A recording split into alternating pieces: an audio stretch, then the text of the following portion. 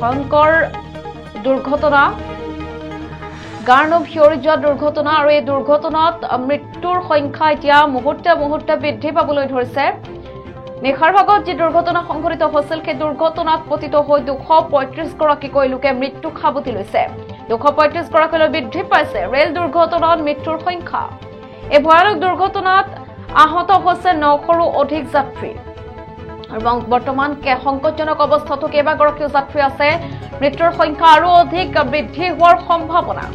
Odisha rail দুৰ্ঘটনাৰ হ'ব উচ্চ পৰ্যায়ৰ তদন্ত এই ঘোষণা কৰিছে কেন্দ্ৰীয় ৰেল মন্ত্ৰী অশ্বিনী বৈষ্ণৱে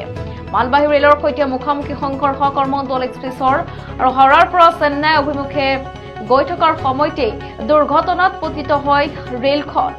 সুপাৰফাষ্ট এক্সপ্ৰেছৰ কেইবাডবা বালেশ্বৰৰ ওচৰত লাইনচ্যুত হয় আৰু তাৰ পাছতেই চেন্নাই অভিমুখী কৰমণ্ডল এক্সপ্ৰেছৰ লাইনচ্যুত দবাত খুন্দা আৰু খুন্দাৰ পাছতে সংঘটিত হৈ ভয়ানক দুৰ্ঘটনাটো আৰু যিহেতু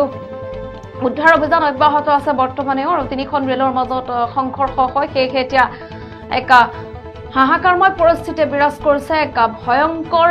পৰিস্থিতি বিৰাজ কৰিছে সেই সমগ্ৰ অঞ্চলটোত আৰু ৰেল দুৰ্ঘটনাত পতিত হৈ যিহেতু শ লোকে প্ৰাণ হেৰুৱাইছে তেওঁলোকৰ পৰিয়াললৈও মুহূৰ্ততে নামি আহিছে এটা দুৰ্যোগ ৰেলেৰে যাত্ৰা কৰি থকাৰ সময়তে কাল অমানিশা নামি আহিলে যাত্ৰী কেইজনৰ জীৱনলৈ আৰু হাওৰাৰ পৰা চেন্নাই অভিমুখী আছিল দুৰ্ঘটনাগ্ৰস্ত ৰেলখন সুপাৰফাষ্ট এক্সপ্ৰেছৰ কেইবাডবা বালেশ্বৰৰ ওচৰত লাইনচ্যুত হয় আৰু চেন্নাই অভিমুখী কৰমণ্ডল এক্সপ্ৰেছৰ লাইনচ্যুত দবাত খুন্দা মাৰে তাৰ পাছতে এই ভয়ানক দুৰ্ঘটনাটো সংঘটিত হয় আৰু দুৰ্ঘটনা সংঘটিত হোৱাৰ পাছতে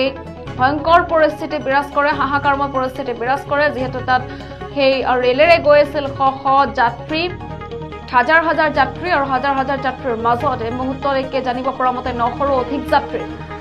আহত হৈছে 235 গৰাকীৰো অধিক মৃত্যু হৈছে বুলি জানিব পৰা গৈছে